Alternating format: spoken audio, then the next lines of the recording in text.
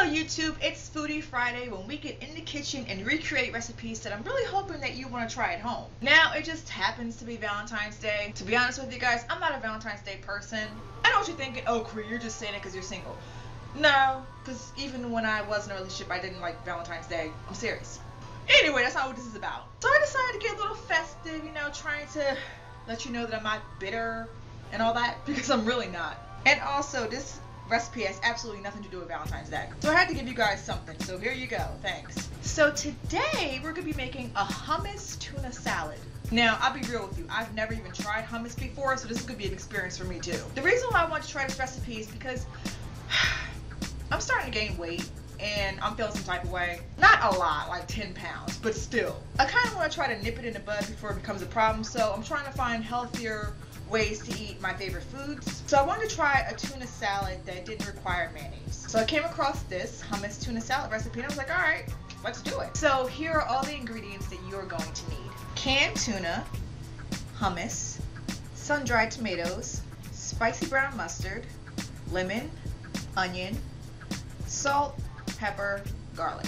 That's it. And since it is Valentine's Day, I guess I can regale you with a Valentine's Day story of mine that I haven't really told anybody.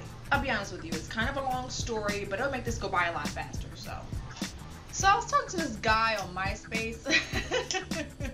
Yeah, I know, right? But it was, oh wait, leave me alone. We decided it was time to meet. He lived in upstate New York, but had to go to the city for business, so we decided that I'd meet him at the Port Authority. Now, I had never been to New York before, and I went by myself, and I didn't tell anyone where I was going. So yeah, in hindsight, that probably wasn't the best idea in the world, and this could have ended up a lot worse. But anyway, let me continue. We were supposed to meet at 12 o'clock. Fine. So I get there like an hour early because, you know, I just wanted to case out the spot and get comfortable. So around 11:30, I hit him up to tell him that I was there.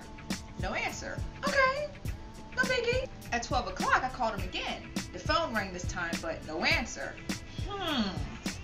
Alright, I'm not gonna panic. I'm just gonna keep calling until he answers the phone. So, like, every 10 minutes I was calling him, and every voice message became less and less sexy. You know what I mean? To be honest with you, with my temper, I'm kind of like a crock pot sometimes. Like, I'm a slow simmer when it comes to getting pissed off.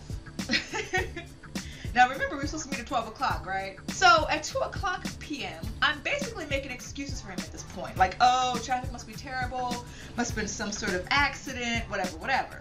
It didn't register that he just wasn't going to show up. So at 6 o'clock at night, I finally got the memo that I had been stood up. This had never happened to me before, and I just couldn't accept it. I was so dense about the whole thing. But it wasn't until I was on the damn Greyhound going back to Jersey that I cried the entire time. Okay, so fast forward to 2009. And I started talking to him again. And I basically just brought the excuse that he sold me. And we decided to meet again. And I was all up in my feelings still, so I'm like, okay, you know, because I still cared about him, I still wanted to meet him and all that good stuff. So we finally met on February 14th, 2009. Totally unplanned coincidence that it was that date. Oh, hold on, let me take these seeds out. He being messy, Cree. But anyway, because like I already told him that I wasn't really a romantic person, I'm not into Valentine's Day like that, whatever. So that was cool with him because he wasn't into Valentine's Day either. We actually had a lot in common at the time, even though he was 17 years older than me. Pretty much from the day that we met, we were in a relationship. Honestly, I wasn't going to post this picture because I didn't have it. It was actually sent to me this morning at 7:45 a.m. as like a 5-year commemoration of the first day we met, along with some choice words. Because like, we're not enemies, but we're really not a part of each other's lives anymore. The relationship itself only lasted for a year. So yeah, but it's okay because if you think about it, if it wasn't for that relationship ending, you wouldn't know me. I wouldn't live here and I wouldn't be on YouTube at all. I mean, everything happens for a reason, you know? It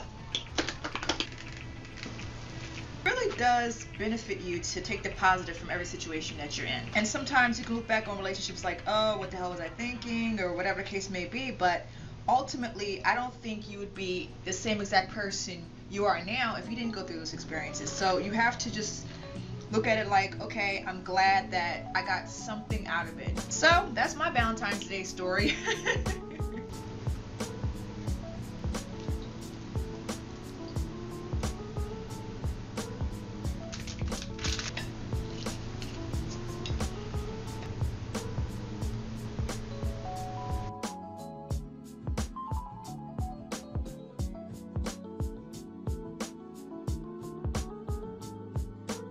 Alright YouTube, there you have it. That is my Foodie Friday video. I thank you very much for watching, and I really hope that you enjoyed this recipe and that you tried yourself. So if you have any recipe requests or recommendations, definitely feel free to leave a comment below or email me, creativewritings247@gmail.com. You can also hit me up on Twitter at IamCreative247. And remember, whatever you eat it well. Happy Valentine's Day!